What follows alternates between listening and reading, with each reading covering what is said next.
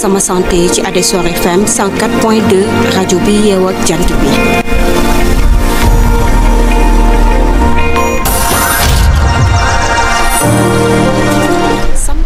jërë ngeen jëf mbokk yi asalaamaaleykum ñu nuy leen bu baax alors ñëwaat ak yéen comme chaque semaine ci seen émission sama santé tous les lundis bu waxtu bi jotee defe naa ni démarré ngeen semaine bi ci jàmm ak salaam moom lañ leen di ñaanal ñu ñëw ak yéen ci seen émission sama santé comme chaque lundi tey nag ñu ñëw ak yéen ci beneen thème tey ñu fas yéene waxtaane li nga xamante ne moom mooy fistule obstétricale mu nekk jàngoro bi nga xamante ni nemmeeku nañu ko ne jigéen ñu bëri ñu ngi koy jànkoonteel rawatina fii ci suñu diwaan bu Tambacounda yaatalu ci jàngoro bu ni mel nag moo waral ñu daal di def jotaay daal di koy sekk ak ki nga xamante ni moom mooy docteur Beydi Diarra nekk gynécologue ci centre hospitalier régional bu Tambacounda moom lañ nar a sekkal waxtaan bi ci yaatal gi dinañ ci ñëw ak yéen ci kanam incha allah dañuy bàyyi docteur mu daal di nuyoo ak ñi nga xamante ni ñoom ñoo koy teewlu à travers la rajo ak ñi nga xamante ni ñoom ñoo koy seetaan jamono bi docteur asalaamaaleykum. maaleykum salaam soxna. ñoom lay nuyu di la fay bu baax a baax. di nuyu bépp auditeur ak téléspectateur Adessor di am mbégte vraiment di jàkkaarloo ak yow. Merci. di la féliciter on voit les efforts que vous faites. Dans le domaine de la santé. tey nag tànn nga thème bu am solo muy fistule. xam naa dinañ ci gën a xuus ci waxtaan bi sax. incha allah. merci beaucoup docteur mbégte la ñuy am di leen dalal fii saa su ne ñoom ñi nga xamante ne seen xam-xam màcc na lool ci wàllum wér-gu-yaram li ni mel moo waral suñu jotaayu tey bii rek ni ma ko waxee ci ndorte gi dañuy waxtaane li nga xamante ne moom mooy fistule obstétricale muy jàngoro bi nga xamante ne ñi ci bëri ñu ngi koy jànkoonteel surtout jigéen ñi jàngoro bi nga xamante ne dañ koy jànkoonteel te ñu ci bëri duñ koy daal di yëkkati di ko wax ci kaw daanaka dañu koy dund te méttit la ci ñoom jafe-jafe la ci ñoom lépp lu mu mënti doon rek dinañ ñëw ak docteur ci yaatal gi mën ngeen ñoo teewlu bu ci kanamee yi tamit bu fekkente ne am ngeen ci ay kaddu yi ngeen di sànni mën ngeen woote bu 20h jotee rek ngeen daal di woote 78 197 99 11 ñu daal di ñëw ci yaatalu waxtaan bi alors docteur ginnaaw bu ñu la nuyoo ba pare ñu daal di door waxtaan bi tey nag ñu ngi waxtaanee fistule obstétricale lan mooy fistule obstétricale. waaw fistule obstétricale benn complication la maanaam jafe-jafe la. bu jigéen ñi di mën a am. ci biir mat wala gannaaw bu ñu amee doom ba pare. maanaam complication la ci accouchement. accouchement yu jafe yu métti moo koy waral le plus souvent. jigéen ñi di fa jëlee di dem ba duñ mën a téye seen saw. maanaam saw yi day ñëwal boppam tout le temps wala léeg-léeg sax. cabinet bi moo ñëwal boppam tout le temps. waaw donc mu nekk vraiment complication bu métti daal. bu métti bu doy waar. xamante ne ni jigéen ñi koy dund vraiment le plus souvent dañuy dund lu métti. waaw. fistule mu nekk jàngoro boo xamante ne mën nañu wax ne ci wasin la ko jigéen di jëlee. voilà fistule obstétricale si wasin la ko jigéen di jëlee. d'ailleurs baatu obstétrique bi sax. c'est en rapport avec la grossesse. Ça veut dire que si jigéen la ko si wasin la ko jigéen di jëlee. am na fistule yoo xamante ne nag jigéen mën na ko am te nekkul ci wasin. d'accord. oui fistule la rek forme. voilà fistule la mais du nekk fistule obstétricale. ok mais yi nga xam ne forme yi nga xam ne ci wasin la ko jigéen bi jëlee. yooyu moo tax ñuy wax fistule obstétricale. waaw alors lan mooy cause yi.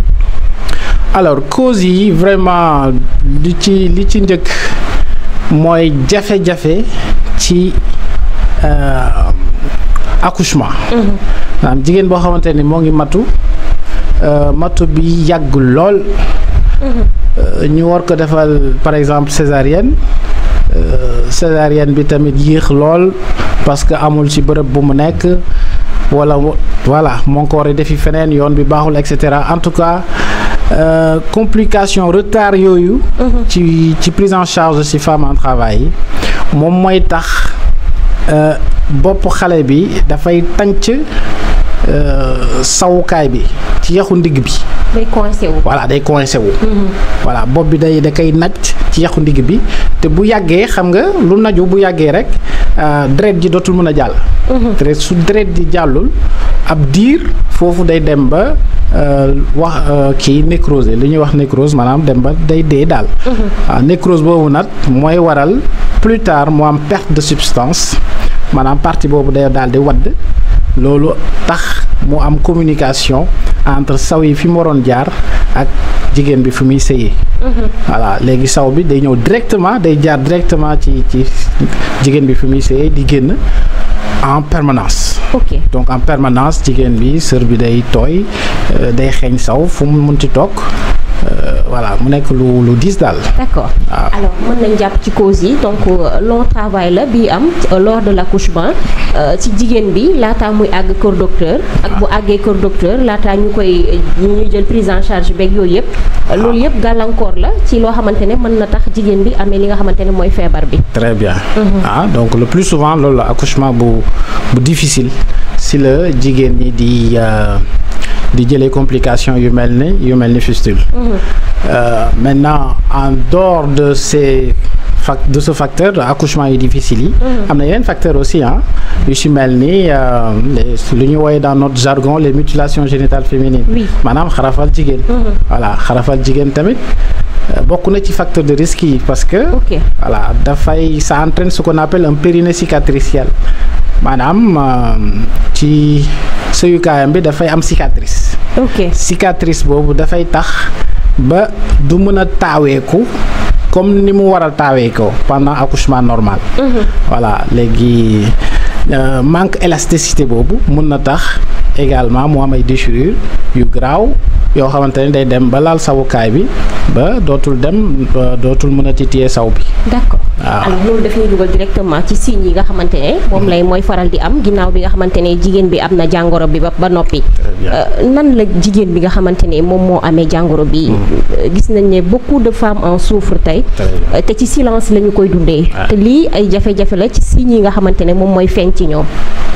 waaw principal signe bi mooy loolu mooy jigéen bi du mën a téye saw bi day ñëw tout le temps. donc day dem ba moom dafay xeeñ saw donc moom ci boppam dafay am problème sax pour jege nit ñi day gêné wu moom ci boppam. voilà ñi koy jege ñoom it parfois voilà. dañ leen di beddi day nekk ay femmes yoo xamante ne dañ leen di daw seen jëkkër sax léeg-léeg dañuy gis femmes yoo xamante ni seen jëkkër dañ leen di mujj daw wala beddi leen dañuy obligé dem toog seen weti yaay. waaw donc il y a beaucoup de femmes yoo xamante ni finalement elles vont préférer souffrir en silence dem toog seen weti yaay di dund métit boobu alors que am na solution. ginnaaw ñu koy tuddee maladie de la honte ñu bëri dañu koy wax aussi jàngoro boo xamante ne ñi néew doole yi lay faral di dal. lan lañ mën a jàngat ci lool. effectivement parce que fistule obstétricale amatul ci pays développé yi boo demee ci pays am doole yi ñoom réglé nañ problème boobu. parce que ñoom ils ont suffisamment d'infrastructures de personnel d'équipement de telle sorte que jigéen bu commencé matu bu amee problème ils vont réagir à temps. voilà donc ci réew yi ndóol yi si ñoom ñoo dese fistule. waaw ñoom ñoo dese fistule Tamba fii sax bëriwoon na fi lool sax waaye tamit vraiment ay jéego def nañ ko. vraiment jéego yu am solo def nañ ko ba wàññi nañ ko bu baax a baax. en termes de chiffre lan lañ mën a am ci bi nga xamante ne ça remonte quand bi ngeen mujjee def peut-être. Alors, en termes de chiffres, par exemple, l'année passée, mooy année bi gën a récente, l'année passée, on a eu 2 cas de fistule seulement. Ok. Te ku xam Tamba année yële il y a peut-être 10 ans ou 15 ans, voilà, c'était très très nombreux.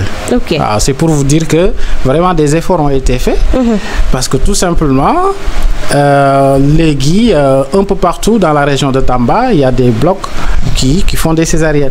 boo demee Bakel dañuy def césarienne nga dem Goudiri dañuy def césarienne nga dem Koupentoum dañuy def césarienne voilà donc loolu yëpp tax na voilà day raccourcir délai de prise en charge. ok voilà day tax jafe-jafe boo amee Bakel voilà dootuñ mu obligé di ñëw ba Tamba pour bénéficier d'une césarienne donc on peut régler le problème à Bakel.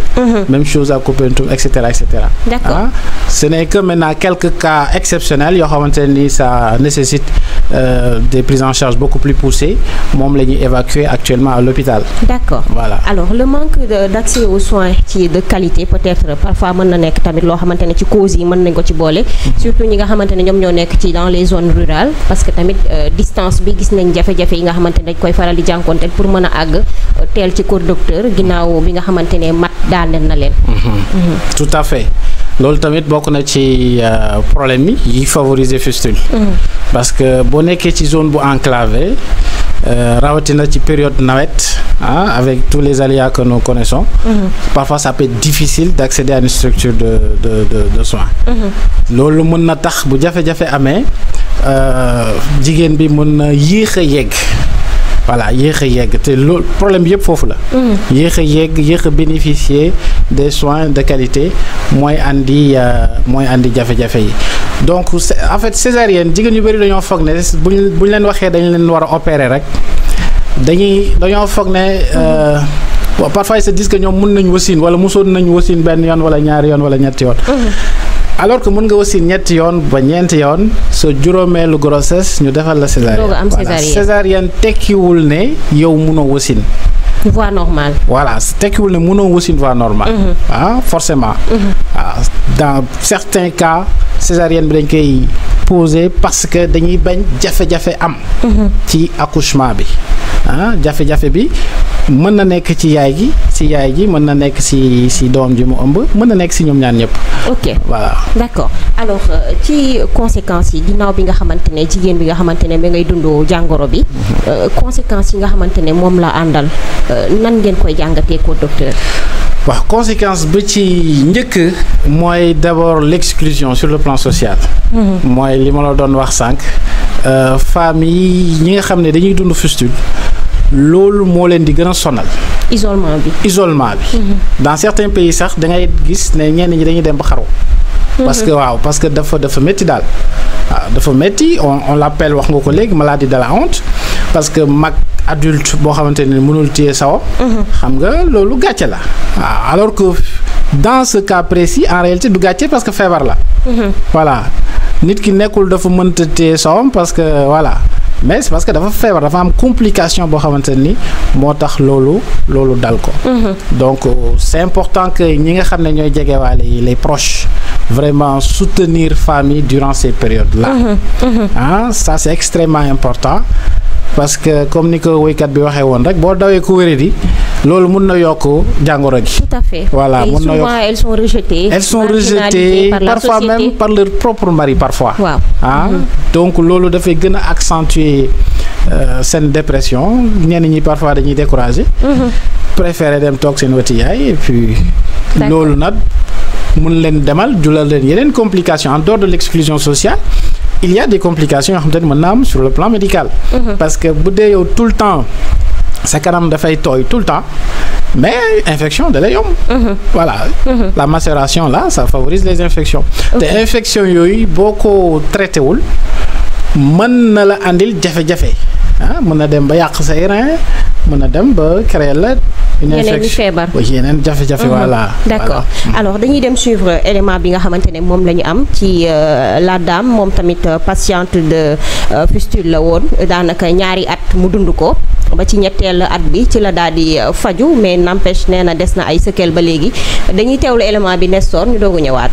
feebar bi daal bi ma amee doom ba pare damaa daanu après sama kanam gi ak kii gi yëpp booloo ba mu booloo nag léegi nag ci laa nekkoon ci dem ci hôpital yi yeneen yi di ci faju waaye daal yooyu noonu kiiwul daal wéruma ci waaye yàlla def nag ñi kiil ma benn sage-femme ñu wax ma ko fii Tamba benn bureau ñu wax ma ko ñu ne naa fa dem ma dem fa après ci nit ma expliqué naa fa dem bu ma fa demee fa sage-femme bi jël sama numéro wax ma lu ma wax ko sama méttitu xol daal lépp ma wax ko après mi ne ma waaw baax na loolu moom bu ñu koy faj ay nawet niñ koy def wala lolli yooyu niñ koy faj ma ne ko waa baax na mu bind ma jël ma ca dama bu soobee yàlla incha allah bu génnee dinañ la faj waaye nag feebar bi moom sonaloon na ma ndaxte ko munu ma téye sama bopp ci dem àll munu ma téye sama bopp ci saw yëpp daal booloo dafa métti torop daal waaw ci liñ ma jàppalee nag far yàlla def jour heure lolli daal mbésu gerte ci la ma gaa yi wooyee liñ ma wooyee nag ñi dem bon demee yàlla def na jàmm ak salaam faj ma ba ma wér naa moom alhamdulilah sant yàlla waaw waaye nag ba tey jii sama borom kër mu ngi ma abondale waaye yoruma daal man ak sama njaboot ñoom ci sama yaay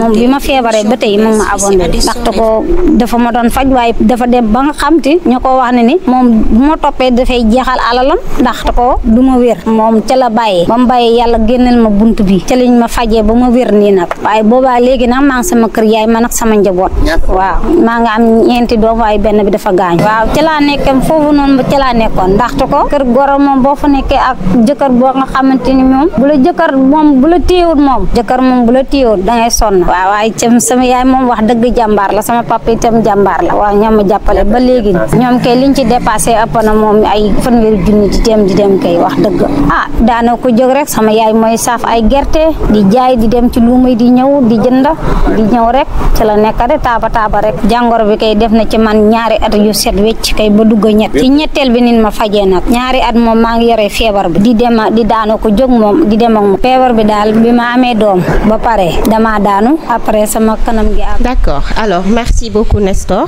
docteur defe naa am nga for nga tuuti ci kàddu yi alors mi ngi wax ni moom à l'âge de 15 ans la ñu ko may borom kër donc loolu déjà benn facteur la ci mariage précoce bi à 34 ans la am ñeenteeli doomam ci la ko lii dal ci accouchement bi mi ngi wax ne nag ñoom amuñu habitude di dem tu sais les dans les zones les plus reculées ñoom dañuy tàmm di wasin seen biir kër yi accouchement à domicile donc bii ci la demee hôpital mais laataa mu faa àgg daanaka complication yëpp foofu ci loolu la jógee donc loolu yaa ngi ko doon wax sànq mais peut-être boo ci mënaatee def jàngat effectivement bon lii c'est un cas d'école presque li ñu wax fii lu bari feeñ na ci témoignage bi grossesse gis nga mal suivi facteur la les accouchements non assistés maanaam di wasin te sage-femme wala docteur tiimu la wala wasinoo kër docteur loolu tamit facteur de risque la les grossesses précoces maanaam ëmb ci teel ci xale loolu tamit facteur de risque la donc facteur yu bëri gis nga feeñ na ci témoignage bi même exclusion sociale bi ñu doon wax sànq sax gis nga feeñ na ci témoignage puisque moom nee na jëkkëram sax da ko mujj abandonné voilà parce que dañ ne ko ki ngay faj sa alal yëpp di nga ko ci dugal voilà donc heureusement que moom découragé wul et que dem na ba jot a bénéficier vraiment intervention boo xamante ne ni tey am na ci tan donc difficulté yi économiquement aussi mën na la jeexal effectivement économiquement mën na la jeexal parce que opération xam nga mënul yomb waaw opération mënul yomb moo tax le plus souvent même dafa amoon politique de gratuité pour la prise en charge des fistules le plus souvent si année yële passé dañ doon regrouper fistule femmes yi am fistule yi ñu jël benn équipe ñenn ñi sax dañuy jógee ba Dakar ñëw ñu jël benn jour wala ñaar pour opérer leen ñoom ñëpp c'était pour faciliter prise en charge yenn cas yi alors psychologiquement est-ce que du soxla tamit ñu gunge leen ñoom ngir mën a parce que c'est un vécu boo xamante ne dund nañu ko métti na ci ñoom jafe-jafe la soxla nañu soutien psychologique pour ñu mën a dellu si waat ak réinsertion bi effectivement ça c'est primordial c'est des femmes qui doivent bénéficier d'un accompagnement psychologique c'est vrai que dans notre contexte tamuñu trop di bénéficier ou bien di voilà accompagnement psychologique mais c'est des femmes vraiment qui en ont besoin parce que psychologiquement loolu sax daanaka moo leen di gën a sonal que feebar bi en tant que tel parce que bedd bi nga xamante ne société bi lañ koy bedd voilà bedd bi ñu lay bedd isolement total yow mënatoo toog ak nit ñi mënatoo nekk ak nit ñi sa jëkkër nga xam moo la gën a jege da lay daw donc loolu vraiment nga dund loolu dafa métti daal waaw donc soo amul appui psychologique mën nga déprimer wu facilement. D'accord alors traitement bi nan la ñuy ki ko amee traitement am ci nan lay débuter. waaw traitement bi ça commence tout d'abord par le diagnostic il faut nga dem kër docteur. bañ a xam ne yow mi fistule nga amee parce que nekkul rek tamit ne da ngay maanaam mënoo téye saw yi rek fistule la. voilà mën nga bañ a téye sa saw te amoo fistule. am par exemple lu ñu tuddee incontinence urinaire. donc yooyu bokkul c'est deux choses différentes donc il faut nga dem d'abord kër docteur ba ñu ràññee yow ban xeetu fistule nga amee. léegi nag ci kaw loolu la ñuy proposer un traitement donc le plus souvent as chirurgie lay nekk. Maintenant tout dépend du type de fistule bi nga xam ne femme bi moom la am. waaw d'accord loolu yëpp mu nekk ay difficulté ci traitement bi prise en charge bi aussi war nañ ci mën a bàyyeendi xel bu baax. pour jàppale leen mais aussi orienter leen ci nan la ñu war a mën a jëmale ci seen wér-gu-yaram. tout à fait donc moo tax émission yi am solo. dina tax yenn femmes yi peut-être yi nga xam ne ñoo ngi am feebar wi di ko dund toog seen kër di xam d'abord feebar bi. xam ne solution am na. xam ne nekkul loo xamante ne ni gàcce la parce que feebar moom ñëpp la mën a dal. donc amul gàcce feebar boo koy nëbb dafay gën a naqaree faj rek. voilà donc amul gàcce et puis ñi nga xam ne ñoo ngi koy dund actuellement mun nañ dem jege kër docteur. fu ñu munti nekk ci biir région bi kër docteur bi leen gën a jege rek bu ñu fa demee ñoom dinañ leen xool. donc bu jaree ñu yabal leen ba Tamba ñoom dinañ leen yabal ba fii. d'accord alors ñi nga xamante ne ñoom ñoo nekk ci dans les zones rurales seen jafe-jafe la pour ñu jot ci soins de santé yi wala tamit ñu mën a am qualité bi nga xamante ne moom moo jëm ci seen wér-gu-yaram dafay baax ñu daal di def ay prévention sensibilisation aussi di waxtaan ak ñoom mais aussi dem di leen identifier di leen génnee parce que am na ñoo xam ne ñu ngi koy amee ñi ciy dem kër docteur ak ñi toog seen kër yi dool mënoo leen ràññee donc ñi toog ci seen kër yi di làkkatu daanaka bu ñu xoolee mën na ëpp ñi nga xamante ne ñoom ñooy dem kër docteur ban jéego la ci kër docteur war a mën a def. merci beaucoup li nga wax nga lu am solo moo tax tout à l'heure pour parler de chiffres de statistiques dafay xaw a jafe waaw est-ce que actuellement amul ay femmes yu bari yi nga xam ne ñoo ngi dund feebar boobu ba pare nekk ci biir kër yi. voilà donc c'est pourquoi c'est important vraiment que yéen vraiment en tant que média am ngeen ci rôle moo émission bi tamit ci solution yi la bokk. pour sensibiliser la population et ça doit se faire à tous les niveaux parce que malheureusement jusqu'en 2025 il y a toujours des femmes qui ont des grossesses non suivies. am na jigéen yoo xamante ni ba tey ji dañuy ëmb te du ñu def seen visite yi. oui. ba léegi am na jigéen ñoo xamante ne ni dañuy wasin seen biir kër yi ba léegi. des accouchements non assistés. voilà donc loolu mooy andi problème yi. Mun nga ko def benn yoon ñaari yoon mu jig la nga foog ne à chaque fois noonu lay demee voilà un jour nag nga am ci jafe-jafe boo xamante ne ni voilà mun na doon lu mel ni fistule. voilà. alors cas yi nga xamante ne moom ngeen di faral di am ci wax nga ko léegi l'année dernière am ngeen ñaari cas. traitement bi est-ce que yomb woon na premier traitement bi nga xamante ne moom la ki ko amee di soxla comment ça se passe exactement. waaw traitement bi yomb na yombul parce que tout dépend de façon fistule bu jigéen bi am. waaw am na façon fistule yoo xamante ne ni vraiment seen traitement jafe na trop. seen traitement jafe na trop am na si yoo xamante ne ni seen traitement yomb na mooy cas yoo xamante ne ni da nga leen di opérer benn yoon le plus souvent femme bi fa lay jaaree wër carrément. mais am na ci cas yu compliqué yoo xamante ne ni mun nga leen opérer affaire bi ñëwaat.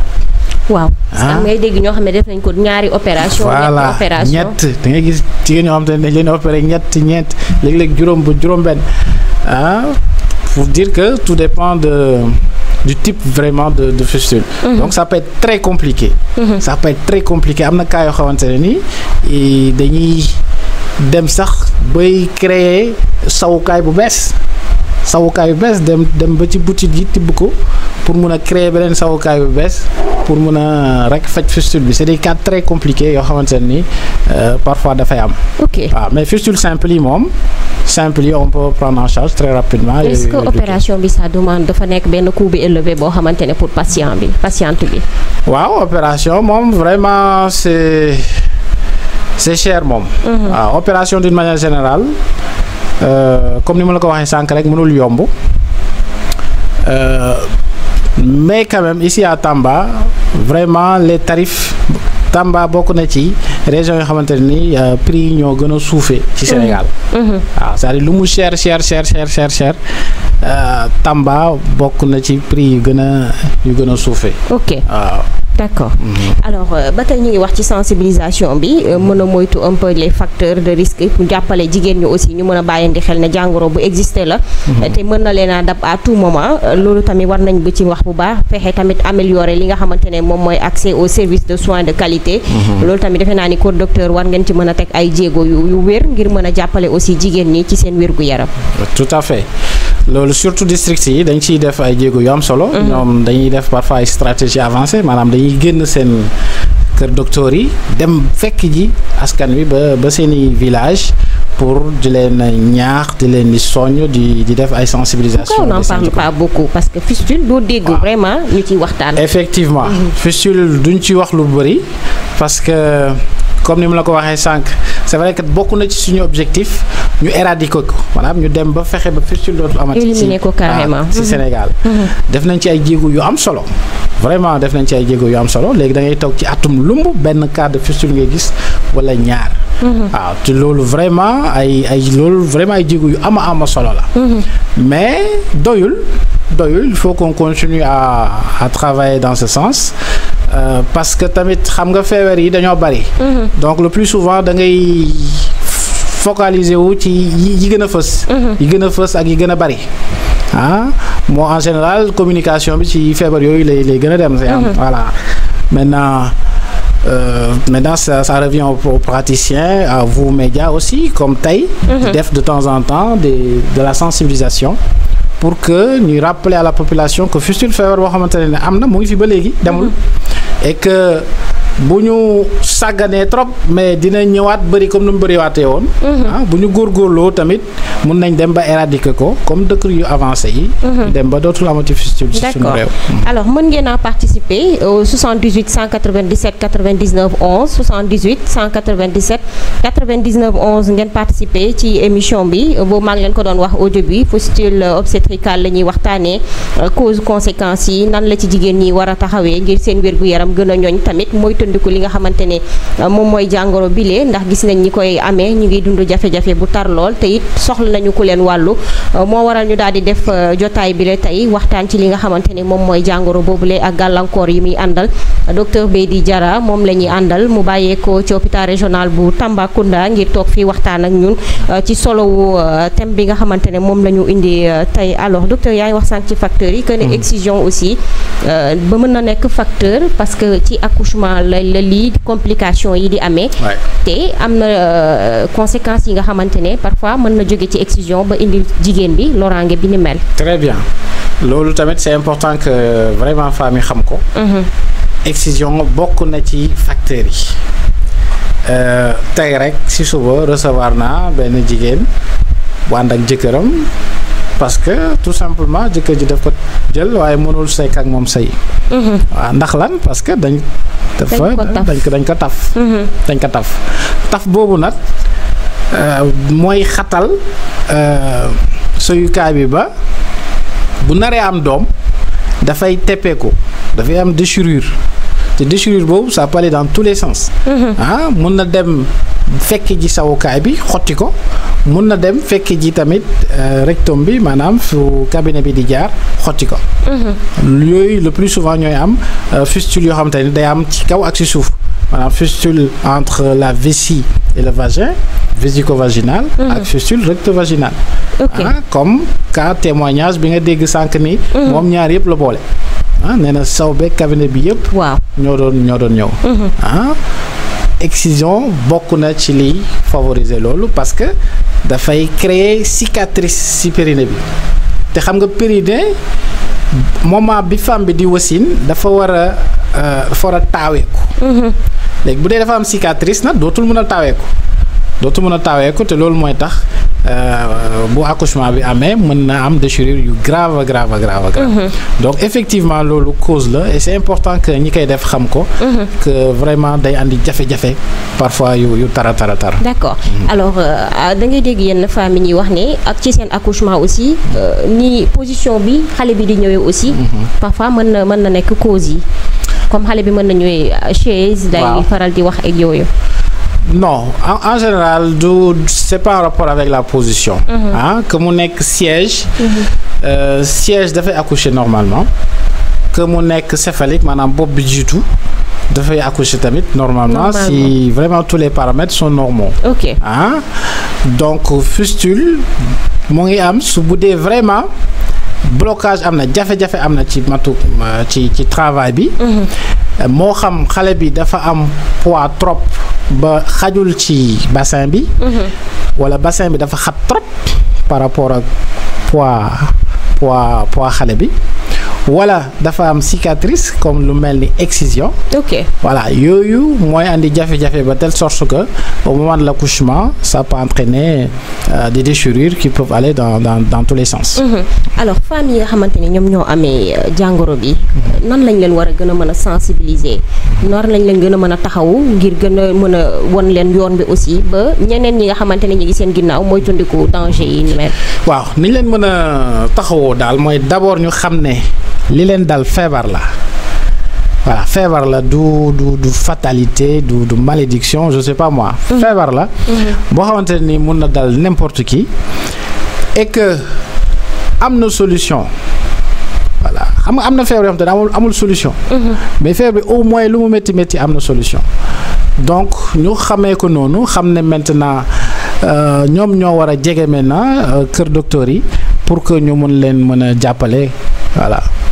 est-ce que on peut se guérir d'une fistule mën nañ ko faj ba mu wér. mën nañ faj fistule ba mu wér voilà mën nañ faj fistule ba mu wér lu mu garaaw mën nañ ko faj. waaw fistule lu mu garaaw mën nañ ko faj. d'accord maintenant cas yu grave yi trop bi taux d'échec bi dafa xaw a am solo. voilà c'est-à-dire da ngay def intervention boo xam te ne dañ naan la taux de succès bi c'est autour de peut-être 70%. c'est-à-dire que boo ci defee 100 dina am 30 yoo xam te ne mën na bañ a réussir yooyu ngay dégg ne dañ leen opéré waat. d'accord mais cela ne veut pas dire que opération bi baaxul woon wala non. ok c'est des cas yoo xam te ne nii c'est des cas un pourcentage boo xam te ne mën na échouer. loolu mooy waral yenn cas yi ñu koy reprendre. waaw man j'ai vu une femme boo xamante ni mu ne na opéré nañ ko 9 fois ci cas yu fistule. voilà yooyu c'est vraiment des cas extrêmes quoi mais yu ci ëpp on les opère une fois et puis elles sont guéries. d'accord alors femme bi moom dafay wax ne ginnaaw bi nga xamante ne faj nañ ko ci fistule bi ba tey mi ngi amee infection.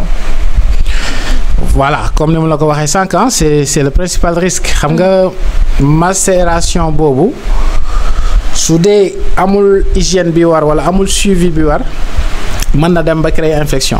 or une infection urinaire basse peut se compliquer d'une infection urinaire haute. ok te infection urinaire haute yooyu plus infection bi di gën a kawe ci biir plus faj bi day gën a jafe voilà te yooyu boo ko fajul mën na la andil yeneen complication ci biir. voilà donc yooyu tamit bokk na ci jafe-jafe yoo xamante ne ni vraiment femmes yi am fistule dañ koy dund léeg-léeg. alors ñu nekk ci benn société boo xamante ni da ngay amee yenn jàngoro yi sa borom kër daw la sa famille beddi la. société bi noonu dootoo am courage yu génn ci mbedd mi wala dem ci jotaay ak yooyu est-ce que tamit waruñu mën a dépasser li ñu mel te xam ne lii feebar la mën nañ ko faj ba mu wér. voilà donc on est en 2025 normalement. phénomène yooyu waroon nañ ko weesu parce que actuellement information bi dafa accessible léegi village yu gën a reculé dañuy am internet.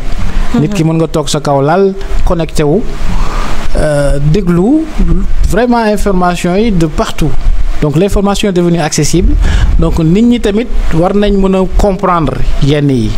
bàyyi di beddi nit ñi di leen bundu xatal ci biir kër yi parce que dañoo am doomu jàngoro. wala parce que jigéen bi mënul am doom donc mel ni moom moo ko teg boppam. c'est des cas yoo xamante ne ñun jigéen ñi dañuy ñëw consultation mais da ngay xam ne vraiment ñii dañoo sonn daal ñu ngi dund lu métti ci biir kër yi. parce que nit ñi entourage bi ñoo leen ko teg. donc il faut ñu xam ne feebar surtout fistule jigéen bi tegu ko boppam. voilà amul benn jigéen ci kaw suuf boo xamante ne ni dina teg loolu boppam. rawatina ci ëmb ak wasin la ko amee. donc bu dee loolu dal na ko te mu nekk ko xamante ne jege na la mais vraiment il faut l'accompagner il faut la soutenir il faut l'aider il faut l'encourager.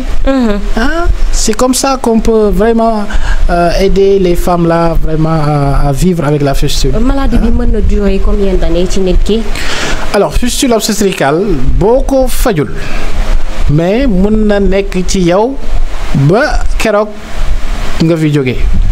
waaw parce que moom daanaka du wëral boppam daal.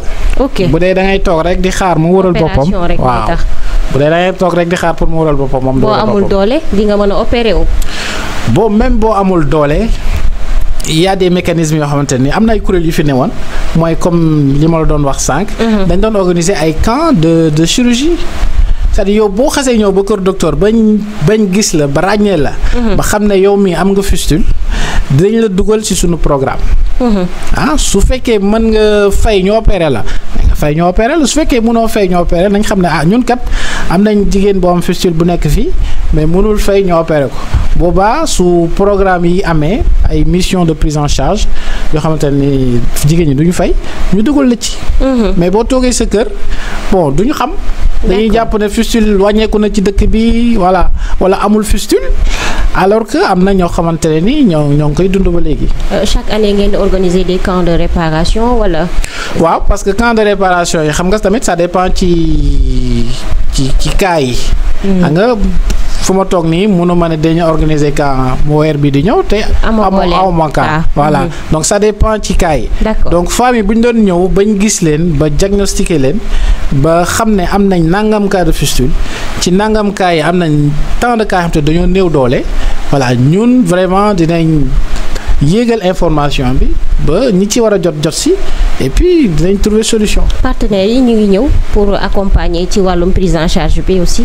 waaw effectivement partenaires yi effectivement ñoom ba daaw ñoo ngi ci woon ba daaw y avait une politique de gratuité dans la prise en charge des fistules.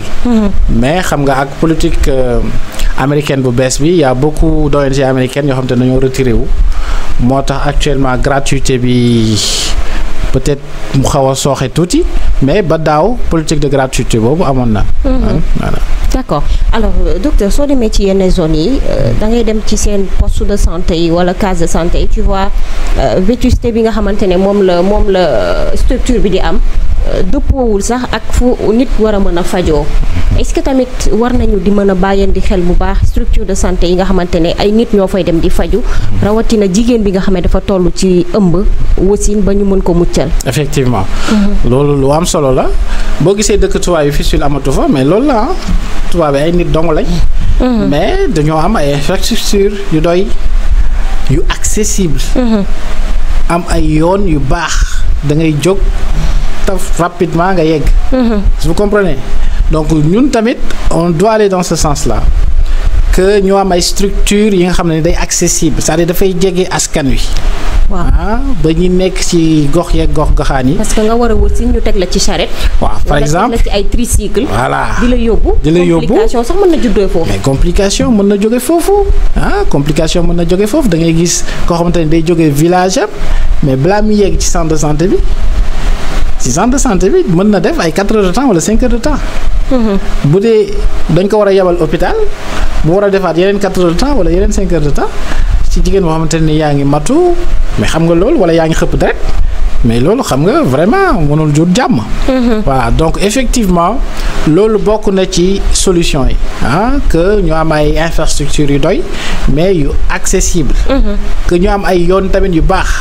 waaw parce que loolu tamit problème la dans certaines zones surtout nawet bi mais c'est extraordinaire il y a certaines zones bu tawee mais c'est catastrophique. L'accès est difficile. Voilà, l'accès est très très compliqué.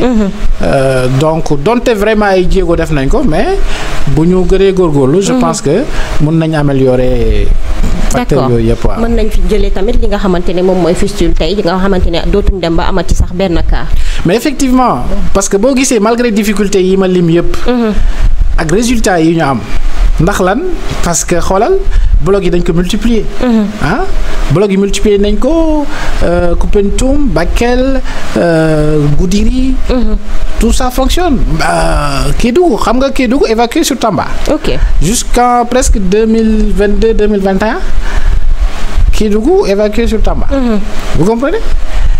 donc actuellement am nañu hôpital bu bees ils prennent en charge tout le cas là-bas. donc voilà loolu yëpp dafay réduire délai de prise en charge bi. d'accord voilà. alors boo amee kàddu yi nga xamante ne dénkaane lay doon pour population yi mais aussi pour partenaires yi nga xamante ne ñu war gën a mën a ñëw gunge Kër Docteur ci la prise en charge des cas de fistule.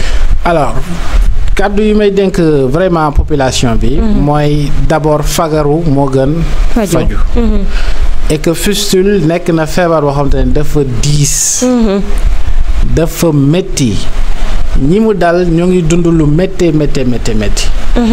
donc képp koo xamante ne ni yaa ngi ñuy seetaan wala di ñuy déglu bëgg a mucc ci feebar boobu. da ngay jël say matukaay.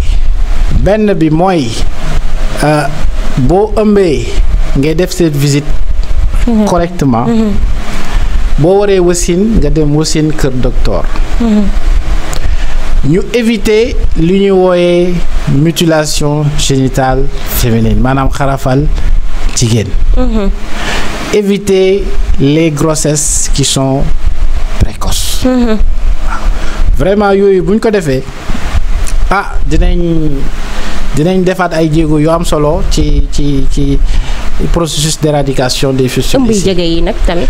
ëmb yi jege yi tamit. les grossesses trop précoces. les grossesses qui sont trop nombreuses ce qu'on appelle les 4 trop dans notre jargon. trop précoces, trop nombreuses, trop tardives. yooyu bokk na ci loo xamante ne ni tamit en plus même des problèmes de fistule là ça favorise la mortalité maternelle. loolu tamit beneen thème la xam naa un jour dinañ ci waxtaan. Inch'Allah. voilà donc il faut éviter ça. parce que pays yi nga xam ne dañoo def résultat dans le domaine de la santé de la mère et de l'enfant. mais ñoom amuñ problème boobu. ban pays bu développé nga xam nga gis ne femmes yi dañuy am des grossesses qui sont trop rapprochées. est-ce que vous comprenez. donc ñoom dañoo régler problème yooyu c'est pourquoi ils ont moins de complications que ñun. voilà mais ñun da ngay nekk ci réew bu ndóol nekk ci gox bu ndóol. waaw structure de santé yi sori la yoon bi nga xam ne nga war a jaar pour yegg sax hôpital baaxul.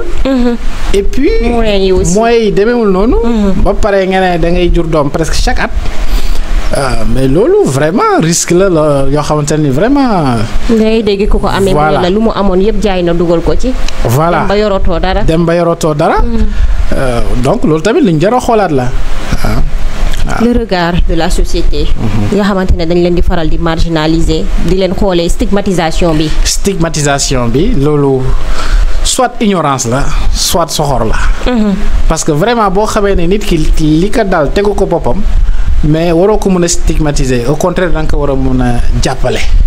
loolu daal moo gën a nite. waaw moo gën a nite que stigmatiser bi ñuy def jigéen ñi xam ne ñoo ngi am fistule.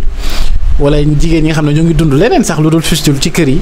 mais vraiment il y a beaucoup de femmes qui souffrent en silence. oui xam nga vraiment ñun dañuy recevoir femmes yi ci consultation et c'est des occasions yoo xamante ni elles se vident quoi. dañ lay wax li ñuy naqar voilà naqar yi ñuy dund yoo xamante ne ni xëy na sax mënuñu ko wax seen waajur. ñu ci bëri ñu ngi dund en silence. ñu ci bëri ñoo ngi vivre l'enfer en silence. waaw donc vraiment nit ñi war nañ gën a bàyyi xel ci loolu daal femmes yi nga xam ne am nañ fistule wala femmes yi nga xam ne am nañ jafe-jafe am doom. nekk ci kër yi mais vraiment nañ bàyyi di leen fitnaal. parce que loolu teguñu ko seen bopp. ban jigéen nga gis mu ne la bëgguma am doom. moo ma jeex. voilà donc loolu entre parenthèses la woon rek c'est vrai que du thème mu tey bi. ak le rôle de leur mari tamit. ak le rôle de leur mari aussi donc mari bi nga xam ne vraiment yéen a sekk sëy ba doom am ci ba complication am ci yow yaa war a njëkk a taxaw pour taxawu sa jabar. mais yow boo roccee ko et puis génn ci beddi ko mais dafay métti. day métti voilà dafay métti. yooyu vraiment c'est des choses qu'on doit éviter. d'accord vraiment. docteur amoon nañu mbégte dalal la tey ci suñu studio. maa ngi lay jaajëfal bu baax soxna. vraiment ça a été un plaisir voilà. merci beaucoup docteur Diarra moom moo fi toogoon tey waxtaan ak ñun ci li nga xamante ni moo ñeel fistule obstétricale muy jàngoro bi nga xamante ne ñi ci bëri ñu ngi koy dund mu métti lool ci ñoom gàllankoor yi nga xamante ne ñu ngi koy dund yi tamit loolu tamit jafe-jafe la boo xamante ne war nañ mën a bàyyandi xel bu baax jigéen ñi société bi regard bi nga xamante ne moom la ñu am ci ñiy dund fistule obstétricale tamit war nañ cee mën a bàyyandi xel parce que toll nañ ci fi nga xamante ne beddi ki nga xamante ne dafa amee jàngoro tamit loolu mën na ko jural beneen gàllankoor bu bokkut ak li nga xamante ne loolu lay dund li nga xamante ne moo jëm ci jàngoro bi ñu doon waxtaanee tolluwaay bi mu am waaye tamit nan lañ ci mën a taxawee docteur daal na ci ñëw ci yaatal gi nii la ñuy àndee ak yéen chaque semaine indi leen thème waxtaan ak yéen ci suñu wérgu yaram indi ci borom xam-xam ñi nga xamante ne seen xam-xam màcc na ci lool ñu daal ñuy wax ak ñun ci yaatal gi ban taxawaay lañ ci war a am loolu moo nekkoon jotaayu tey bi jaajëfal nañ leen bu baax yéen mi doon teewlu jox leen dig daje ba semaine prochaine incha allah ci beneen waxtaan bu neexee borom bi merci beaucoup. Sama santé di émission bu bees fii ci Adessor FM ngeen nax ci ànd ak seen xarit seen soppe Soxna Danjo altine bu jot bu juróom-ñaari waxtu jotee jàpp juróom-ñetti waxtu ci guddi. Sama santé di émission bi leen di gunge altine bu nekk ñu ànd ceeg ay borom xam-xam yu seen xam